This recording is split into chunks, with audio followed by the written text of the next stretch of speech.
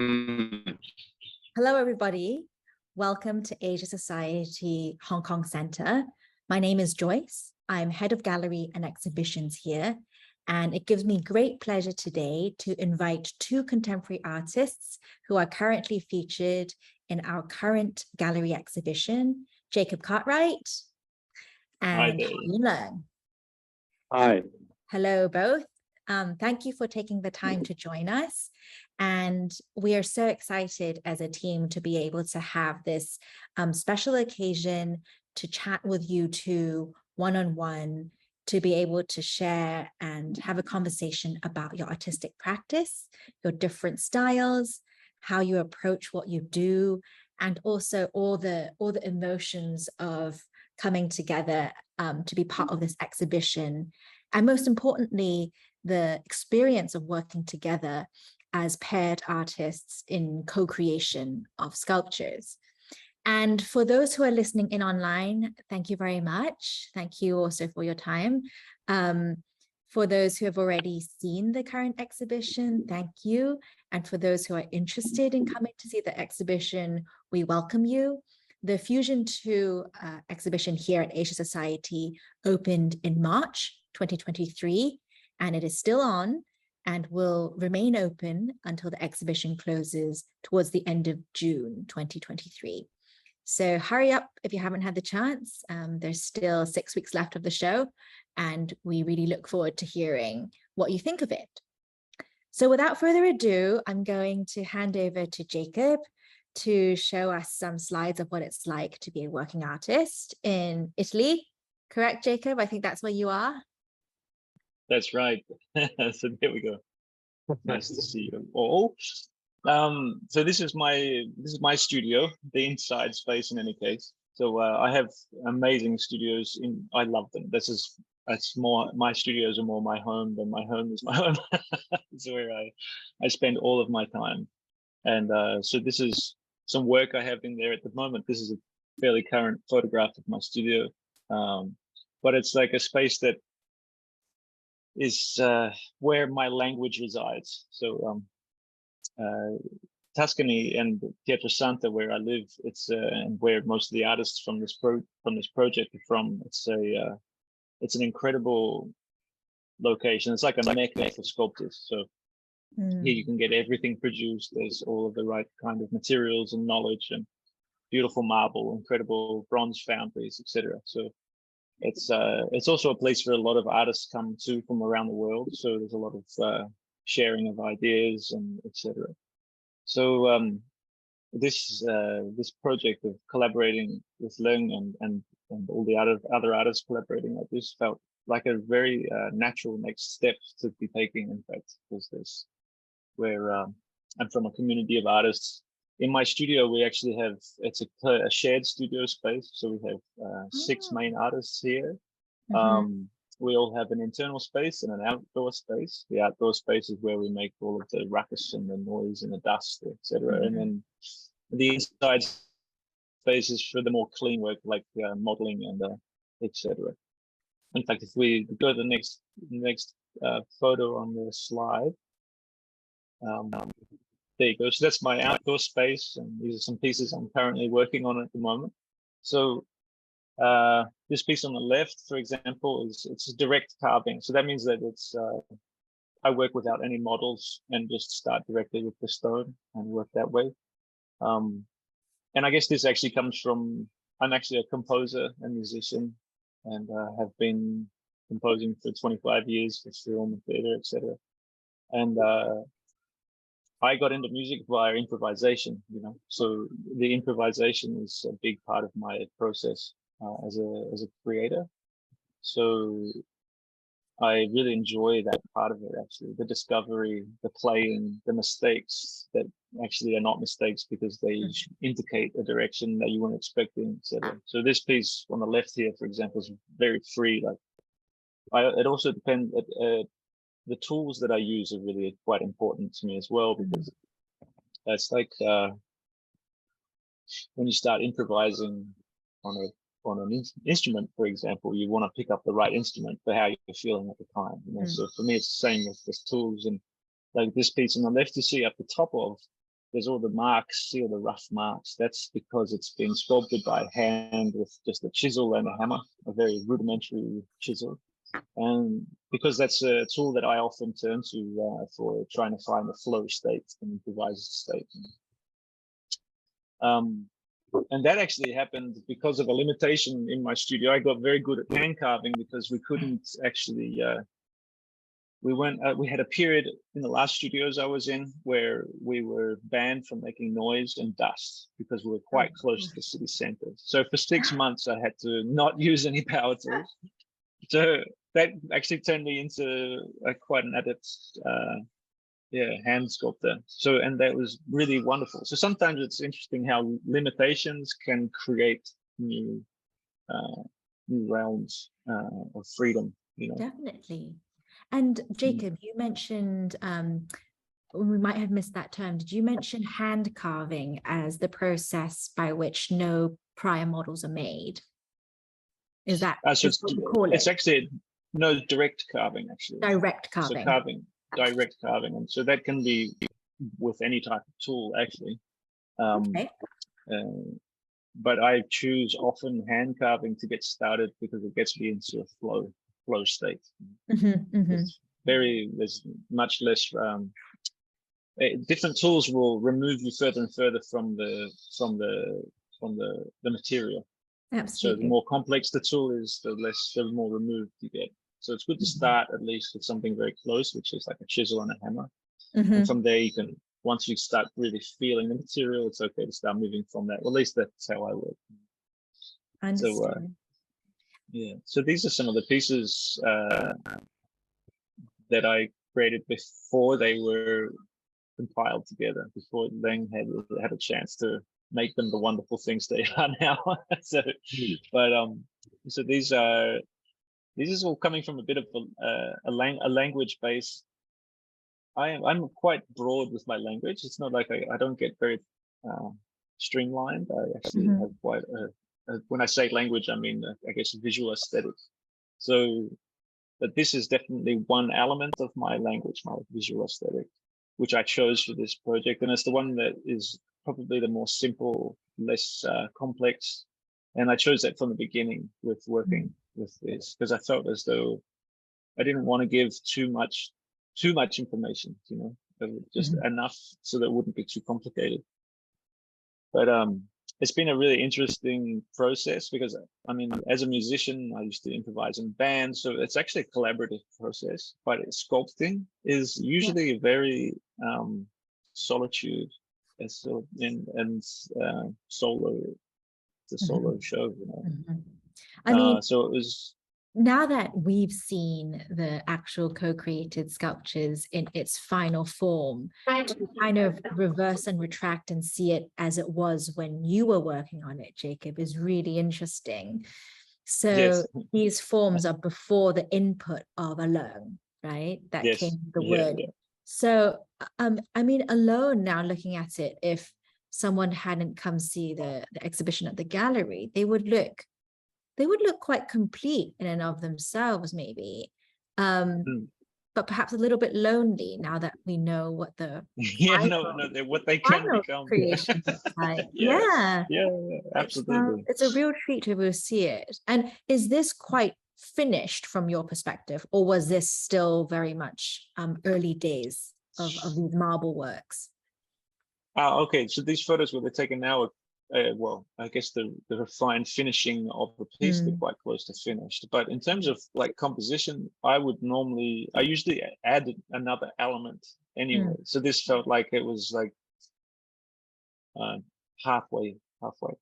Because usually I add for me, the base, the something the piece sits on is quite important to the composition, and it becomes a part of the sculptural element, and they don't have that, for example. And it was really quite interesting to see what Leung did with them as well. Like, I really was not expecting some of the things he chose to do, like such a nice surprise. You know, the whole process has been a nice surprise, and there's this, as you can see, also the beauty of the community that we've created between us is beautiful. You know? So there was the community of the sculptors here, where we were actually physically interacting with one another at the meeting. These are the five. And then, the 5 Italian artists involved with the Fusion 2 project, and everyone's drinking very Italian espresso, I can see, with the prerequisite coffee pots and tiny espresso cups. Never a latte, of course, because that would be sacrilegious. Well, anytime after 12, it's a sacrilegious thing. Big no-no. Big no-no. But you know, looking at the space and seeing that huge space in Italy belonging to the Arcade Foundation, you know, someplace that we really would love to take our Hong Kong members to go visit and pay a visit as well to our Italian collaborators.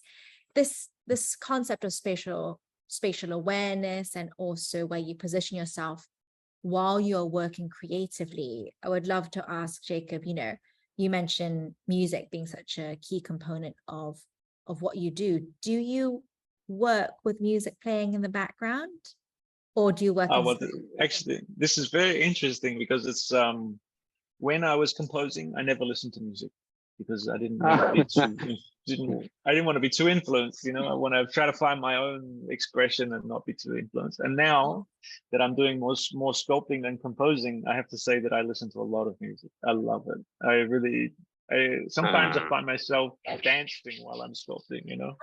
So it's nice. It's really nice. We should probably, and it becomes quite rhythmic.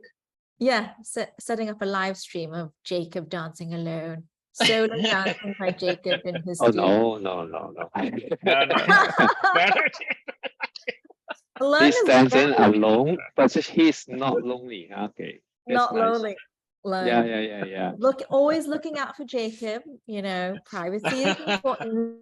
The creative process is sacred. So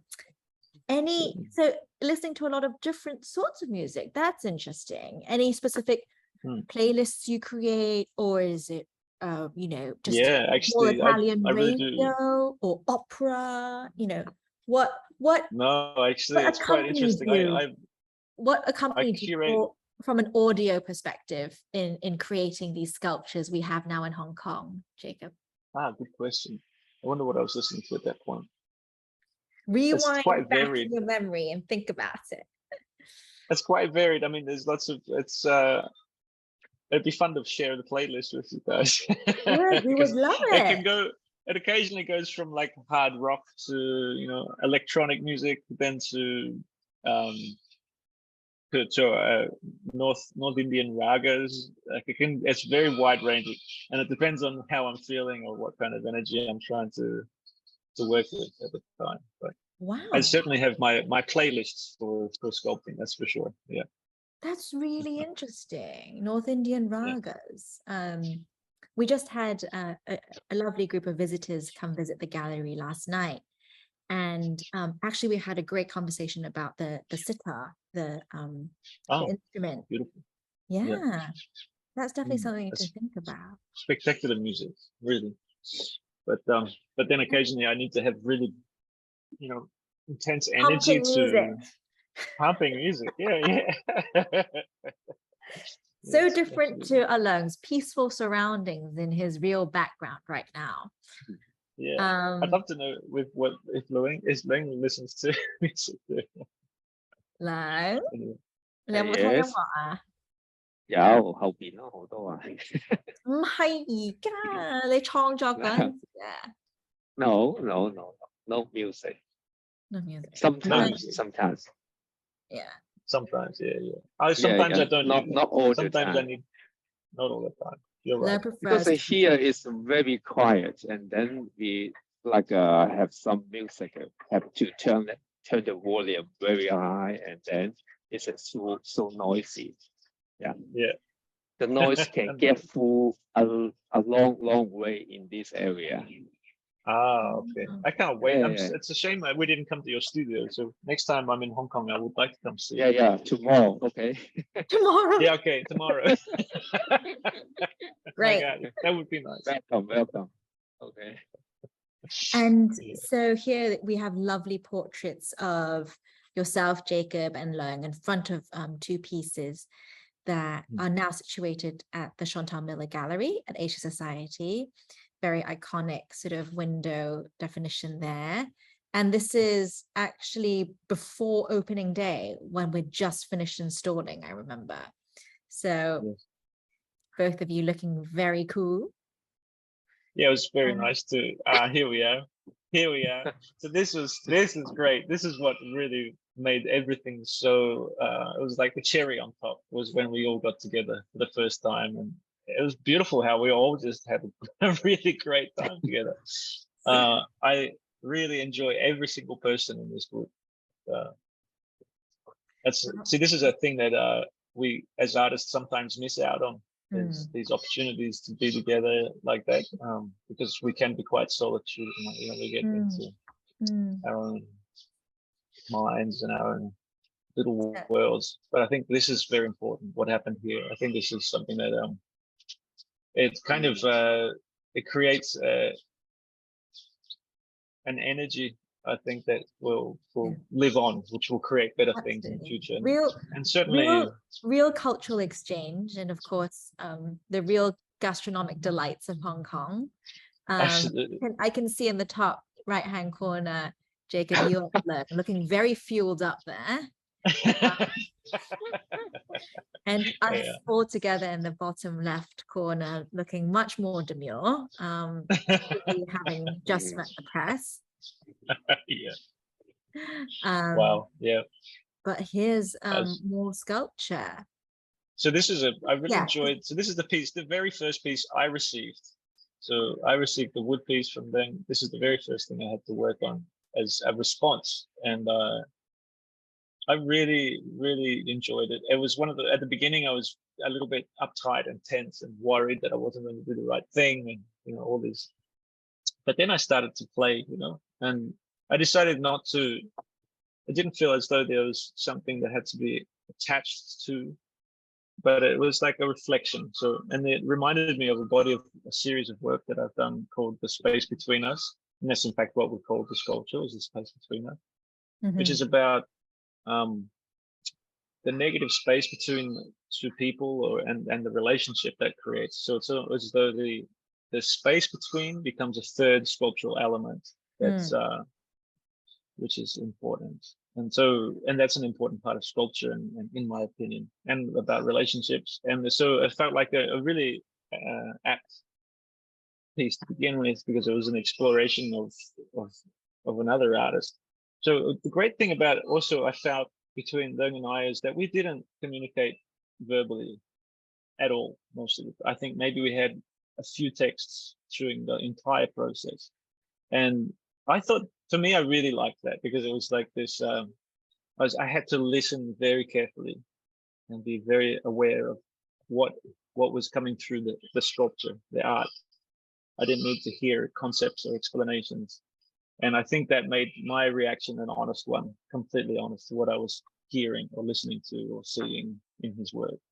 And I think the reaction that Leung had to my piece, this is the one. So he received the marble piece, and this was his response. And that's a response I would never consider doing. And it was absolutely perfect. Like it couldn't be, and now that I see it like that, it couldn't be any other way.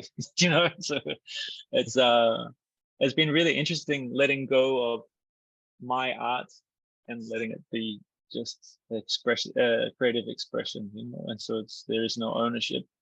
And that was a nice aspect to this. It's like almost liberating. And you see like this delicate way that he just made two elements just touch, and that was enough. These things that I probably wouldn't do, I wouldn't consider. And so I think it's a result that's greater than the sum of its parts, I think, for me, for this work. And this piece, for example, that piece was I created it standing the other way, because he turned it upside down. So and that you were was the more and it was the perfect solution. So yeah. So Jacob, you actually yeah. had it standing up vertically, and then Leung patted it down so it became horizontal. Yes. Yes. Yeah, so the three fingers were actually feet. Mm. So you had So, it almost as a good tripod figure, Jacob. yes, exactly. Yeah. Mhm. And Leung, why did you tip it upside down? Because it's better. Yeah. Exactly. Brilliant And he's answer. right. And he's Yeah, right. yeah, yeah. Very And you are right. exactly. Yeah, yeah, yeah. Yeah. The truth is Great. said aloud at last. Yeah. No other better options. Yeah. Yeah.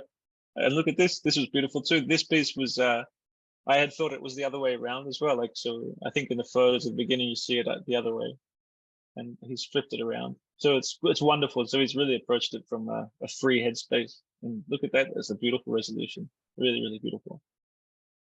Great. And now we would love to turn things over to Leung to show his side of the story and his creative process throughout this exhibition journey, which some people have already written in with their question and answer far before our final 10 minutes. And a lot of people are keen to know more about how this exhibition came about. Best to hear directly from the artists. So Leung, take it away. Okay. And if you slip into Cantonese, I will happily help you interpret. Okay. Maybe I make it very short. Okay. Okay. Before the fusion project, I used it to collect some fallen trees or the trunk or logs, wood logs, and then make sculptures. Mostly like acacia confusa. There's a lot of trees in Hong Kong. They need to like be moved in this 10 or 20 years. So I can collect a lot of wood. So I cut it into pieces and cut it into very small pieces to the finish just about to stand alone. Okay. I always trying to make it like some organic form, and then try to find the balance and then the standing point of the sculptures. So you can see why I make the sculpture, the collaboration with Jacob is like this form. There's some trace of the previous work. Okay. Beautiful. Okay. The other one. So I tell you why I can make a realization of the fusion project. This is very important to have a group project, and then we have a lot of gathering. 5 artists together in my workshop or in Danny's workshop. We are always like discuss and then supporting each other, like problem solving or setting up the schedules.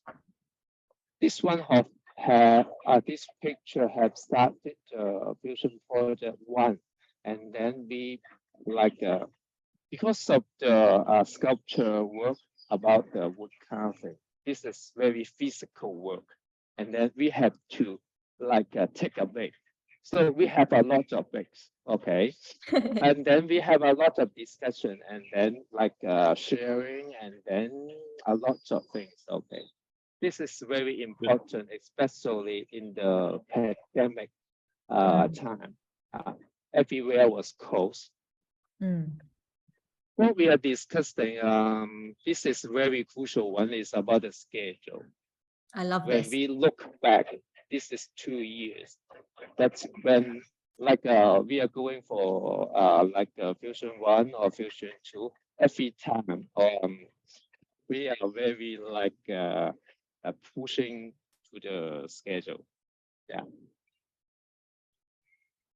This is the Fusion 2. We also get together and discuss, and then share some of the ideas, and then see what we need to be like rectify or to modify our sculpture and then have a better results or better form, something like that. And this is your studio space, isn't it, Leung? Yeah, this one is exactly back. behind me, Yeah. or the area I'm sitting here. Yeah, that's where you're Okay. sitting right now, isn't it? This is in Danny's studio.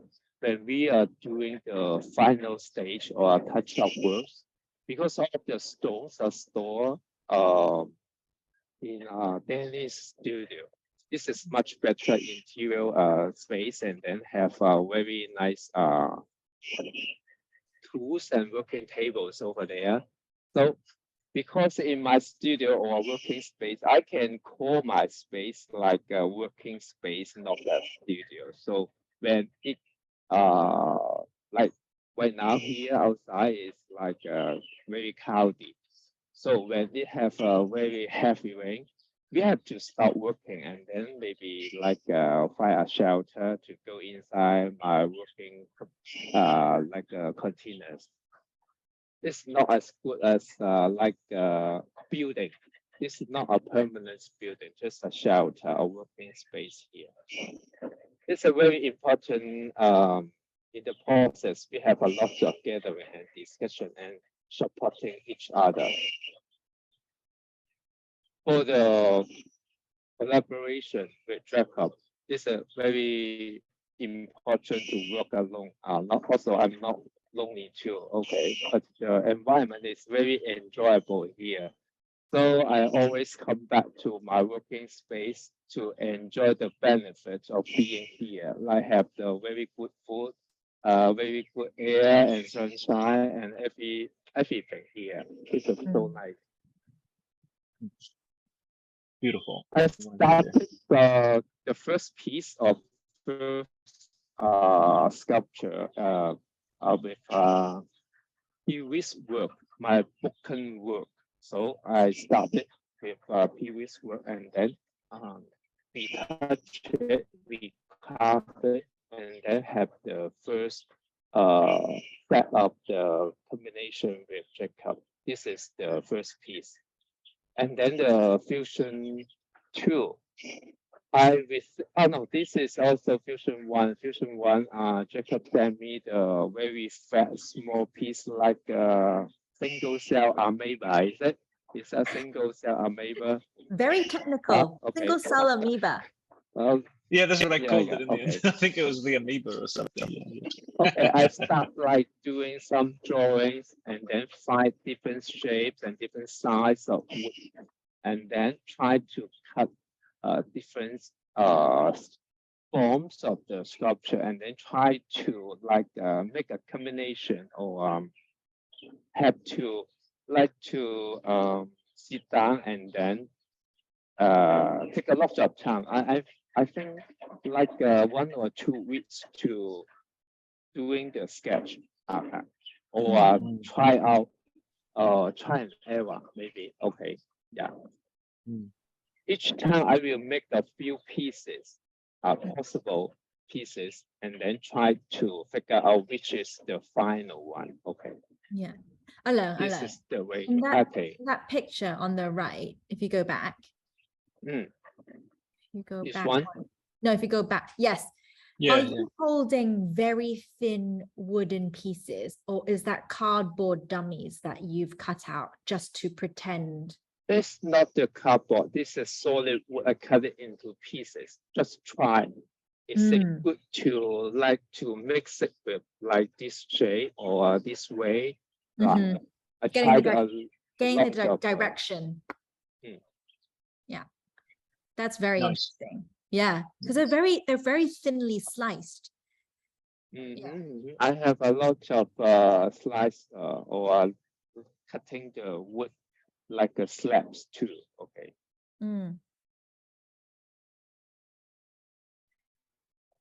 Okay, the other one is just showing I'm like fine tuning the selected piece. Okay, this is the final option for the combination. Okay. What I have from Jacob is like this. Jacob will send me the photos by WhatsApp and with the dimensions. And then I will send him the same way, I have made these two sculptures, wood sculptures, and then have the dimension and send it by WhatsApp without many words, only some of the dimension and visual forms of the, maybe we are using the brainwave, is it? Yeah, No? brainwave communication. Yes, absolutely. the only way. Staying true to the non-verbal situation. Like this one, I have the small piece, bigger piece, and then different piece like this one, and then a lot of pieces, and try to find out which is the best. Some of the pieces touch very tenderly, and then some of the pieces are connected together, supporting each other, finding the best gesture or the best way to show the collaboration of the work. Yeah, this is the two pieces I just mentioned. Okay.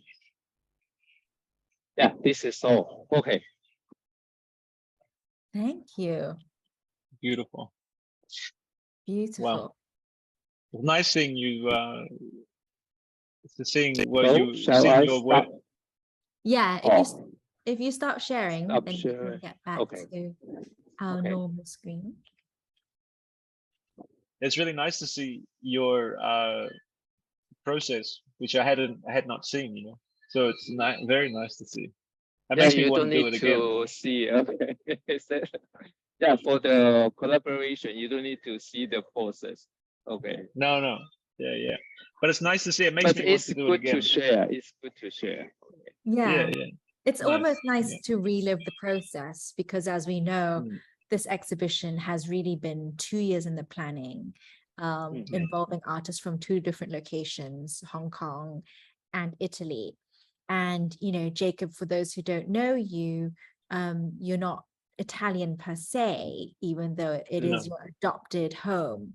So perhaps maybe share a little bit of your background and how you came to be in this current studio space. And of course, we know there's a Hong Kong link as well. Yeah, okay, sure. So I'm the third generation of a family of artists. So my parents actually came to this area when I was 1.5. So I came when I was 1.5 to Pietrasanta with my parents. Because this place is even back then was renowned worldwide for the sculpting. So they came here to sculpt, and it's always been, I guess, a part of my family history, and a part of our story, you know. So I came back here again 16 years ago. And my parents had just bought a little property here, so I came to see them, and then I met somebody, and I moved here for love again, and then since then things have changed, but now I'm still here because I choose to be here for sculpture, for making artwork. That's but and it's interesting though, because I guess my family story has taken me through Hong Kong quite a lot as well. Hong Kong is almost like another. It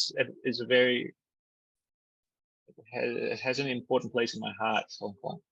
I think beautiful memories of when I was a child, like from the age of 12 until probably 17.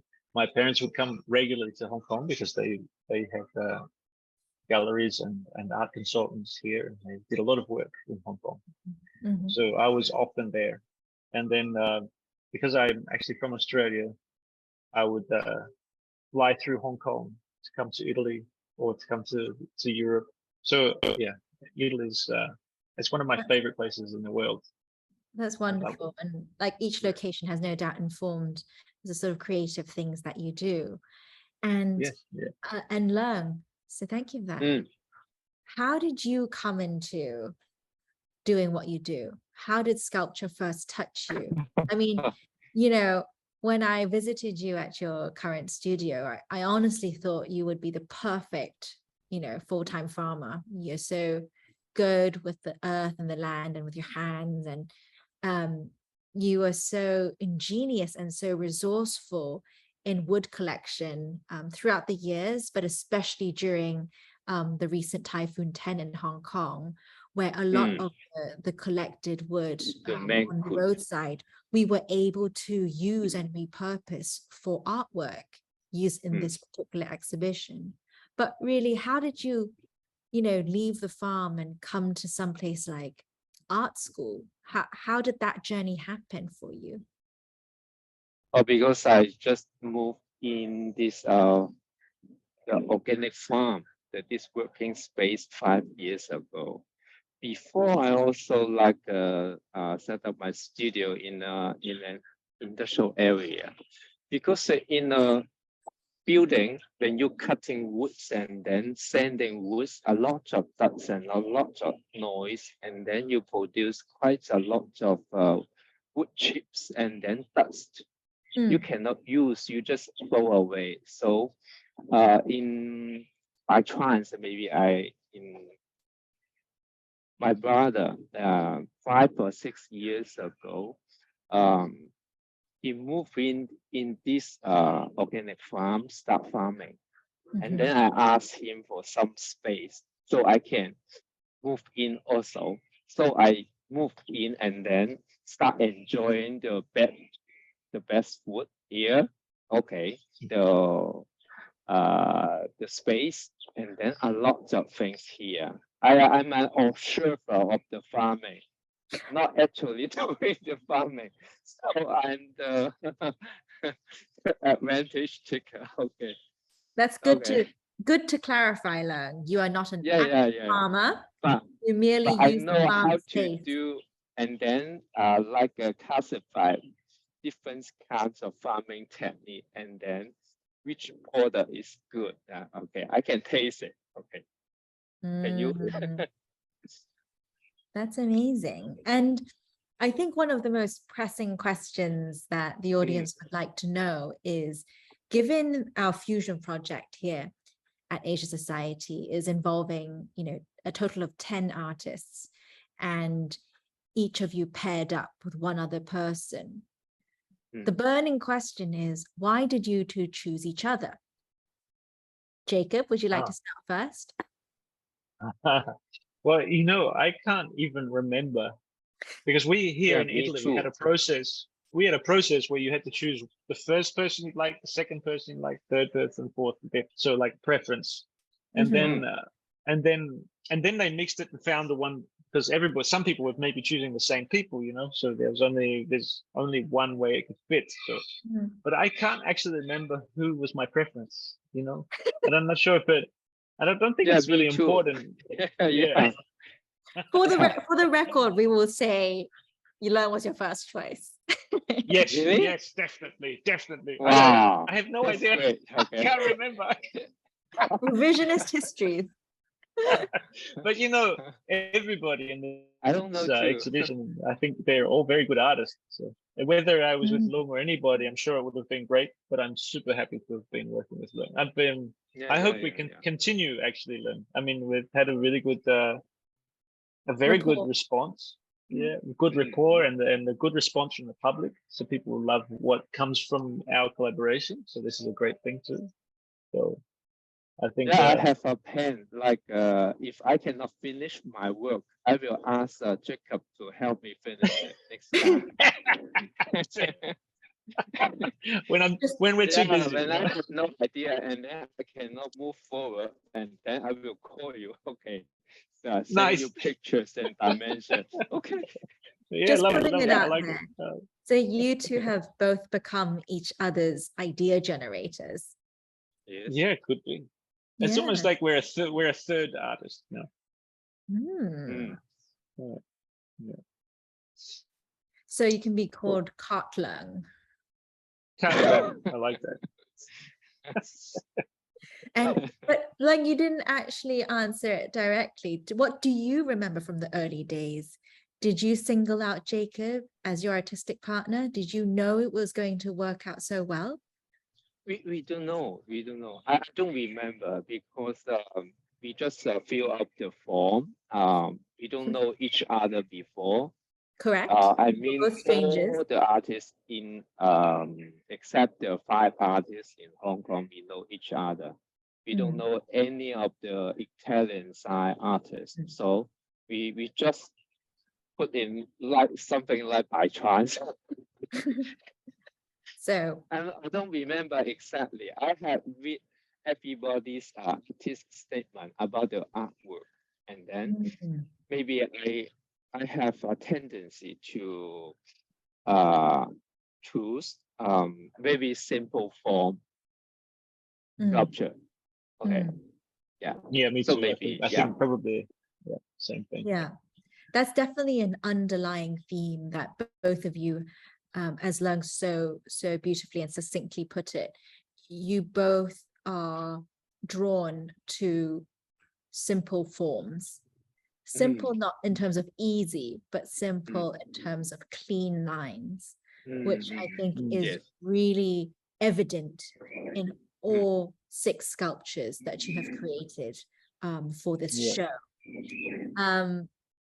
And in terms of how you two found each other amongst the roster of artists, I think it's safe to say that love works in mysterious ways, and that it is also just a sheer lottery. So I, of all people, am so glad that that's the way the cards fell. And it's really actually magical that through an exhibition like this, that you two are able to find each other, and also in a very practical way have this desire to continue the collaboration beyond this exhibition in terms of your creation. So I really look forward to that as well. And absolutely. yes. Yeah, very soon, I think. Because I encountered some difficulty to finish my work right now.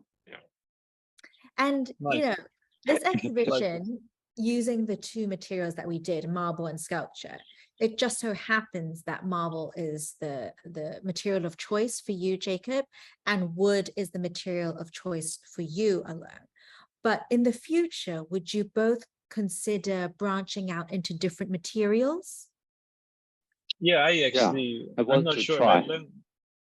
Yeah, I go to Italy and start making like marble works. Okay, very soon, is it? Okay, I'm waiting for Cynthia and Nicholas to like bring us to Italy very soon too. Okay. Yeah, you guys will be very welcome here. You're gonna have a great time. I'm sure it'll happen soon. I think I love wood too. I do have sculpted wood in the past. I told Nicola and we want to carve the mountain, the quarry. Yeah, not the small piece of stone. We try to carve the quarry. Is it good? Okay. That would be great. You know, it's just like, you know, Leung, in the United States, Mount Rushmore, how they carve the president's faces directly. Yes. I would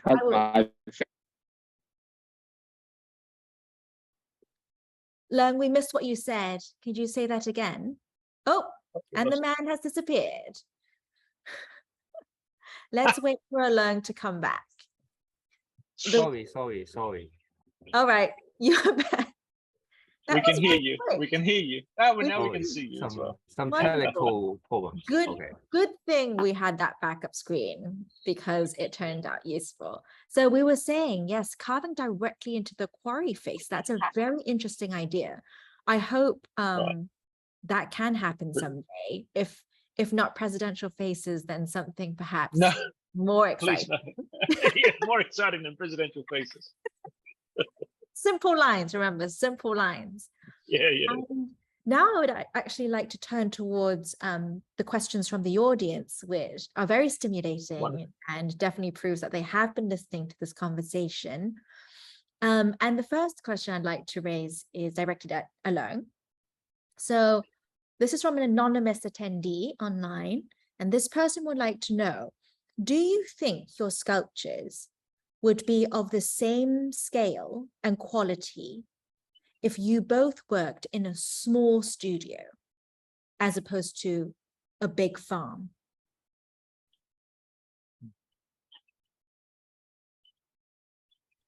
阿良，嗯，sorry，問緊你啊。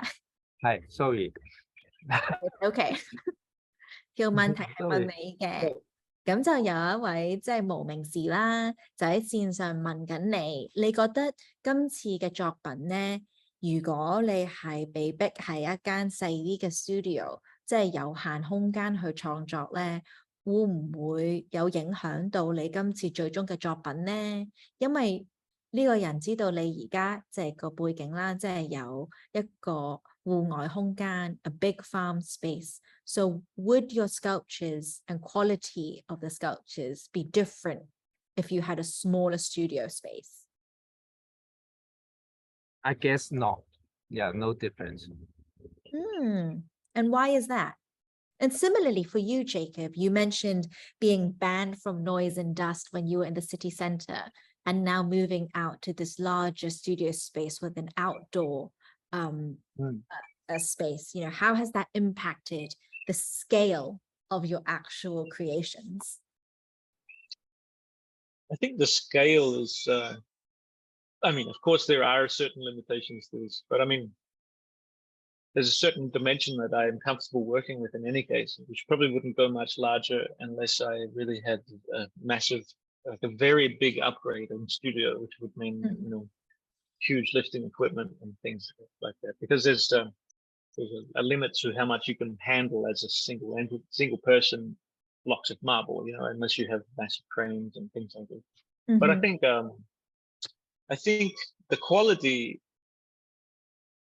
I guess, is the way to consider it. I don't think it would be higher or lower quality, but the quality can change. Like it can be limitations create things sometimes. You know, if you have a limitation, like for my limitation was not being able to make dust, so I had to use hand cut chisels, which actually changed the forms a lot. So limitations can change what you do, but I don't think it makes it worse or better or worse. I mean, limitations can be wonderful and really, really good for you as an artist, I think. Yeah. That's a really important point to raise. I mean, thank you both for your responses, and the fact that limitations are good for you. That's a really interesting thought to keep in mind. And moving on to the next question, also from the audience, there seems to be a rapid response and interest in Leung's background, you know, the fact that it seems like a magical fairyland in Hong Kong. So this question, Leung, attention. So from the anonymous attendee, this person would like to know, your wonderful studio space seems very close to nature. Do you use the access to it for artistic inspiration or purely for lifestyle purposes? Oh, this one is because when you sit here and then you work here and then, I haven't been living here. I just stay here for a night. Yeah, for these 5 years. I come to here days a week, like 4 or 5 days, or sometimes less. Okay, this environment is really good, so I can make my artist practice very connected to the farming process. Maybe I can tell you some, like I use the wood chips and then or the cut-offs to make some. I have a stove to make the wood into the bio charcoal, and then I can use it for filtering of the water and bio charcoal. And then I can use the wood chips and put it into the farming fields. So I don't have any waste here. And then the dust can just spread away, and then I don't need to wear masks and then cover up myself when I cutting wood or sanding. It's a very good to stay here and then make the artist practice related to the environment. I collect fallen trees and then I take out some of the wood to make some sculptures, and then the rest I put it back to the soil. That's wonderful. Okay. Thank Wow, you so so much. super holistic. This is very beautiful. And then you're planting, so you're growing food, so you're eating the food, and it's a nice cycle. Very nice. Wow, Mhm. Yeah. Great. very nice. And Can you see? yeah, At the background is a special piece of banana, is it? Well, special banana. Hope, Yeah. I want to come. No. maybe the Just kidding. especially autistic bananas. No, it's corn. Superfood. If you The eat them, corn. like The papaya. corn behind. That's wonderful. And another question on a different topic from another anonymous attendee. Thank us for hosting this discussion. Thank you for attending. And this question is directed at Jacob. So Jacob, I've never heard of North Indian raga until today. Which artist would you recommend I give a listen to? Oh, okay. So one of the most famous is a sitar player called Ravi Shankar, and he was quite famous because he played with the Beatles, for example, and he plays sitar. And he does he's a northern Indian classical musician.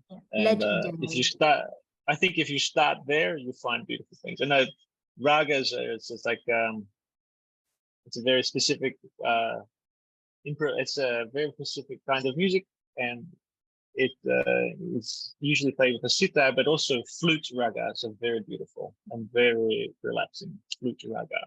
And if I may contribute to that response, Jacob, Ravi Shankar's daughter, Anushka Shankar, is also very well known for her craft, and Yes.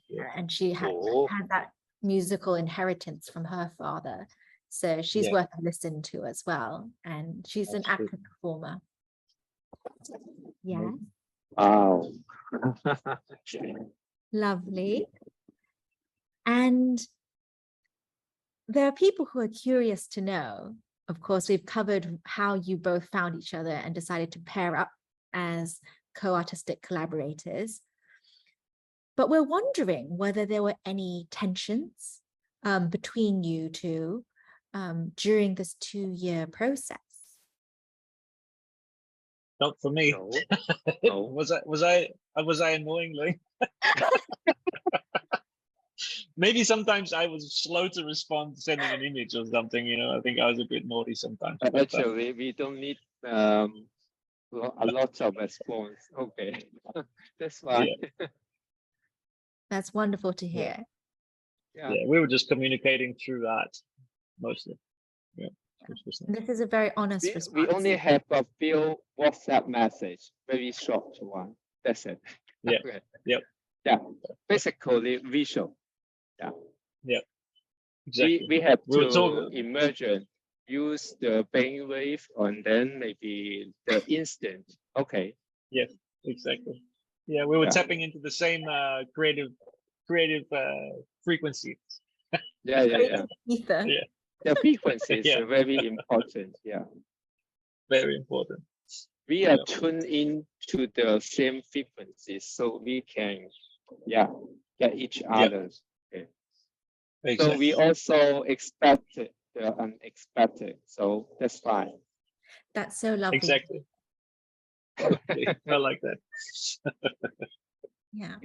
And people were curious to know, given everything that has happened in the past 2 years on a global scale and also locally in Hong Kong, whether or not the organizers of this exhibition, Age Society included, did we choose abstract work on purpose?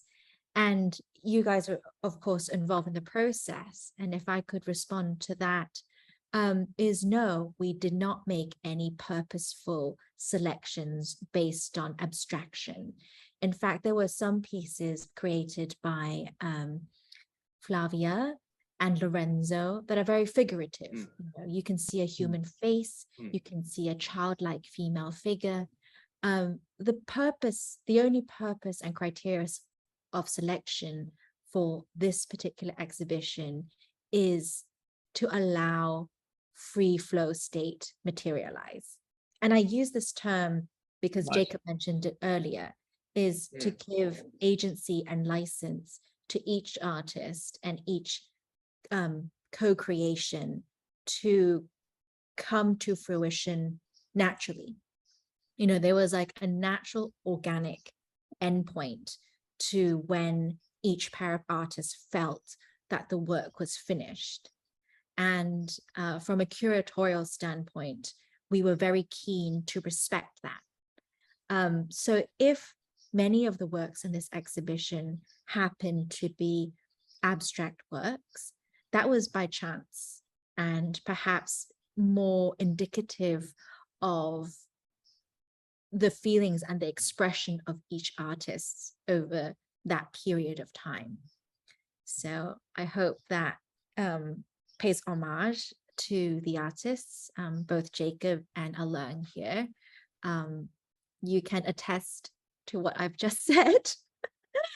That No, it's wonderful. none of the creations were created under duress or by some sort of prescriptive measures. It was very much, let's see where this goes, how it unfolds, actually. I don't even want to use the word push, because at no point were those sorts of pressures put onto this project. I think we were all as curious as each other to see where this concept would take us.